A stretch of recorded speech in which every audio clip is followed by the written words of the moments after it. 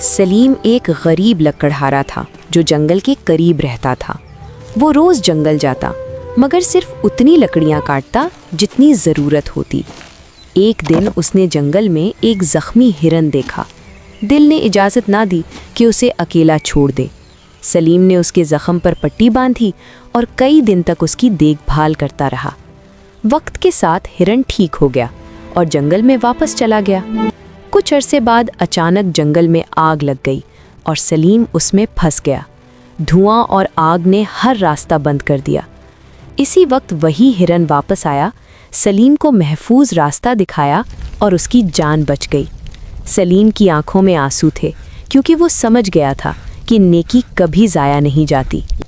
اس کہانی سے ہمیں یہ سبق ملتا ہے کہ انسان جب فطرت کے ساتھ بھلائی کرتا ہے تو فطرت بھی مشکل وقت میں اس کا ساتھ دیتی ہے۔ آپ کو یہ کہانی پسند آئی تو ہمارے چینل کو سبسکرائب کریں اور بیل آئیکن دبا کر نئی ویڈیوز دیکھتے رہیں۔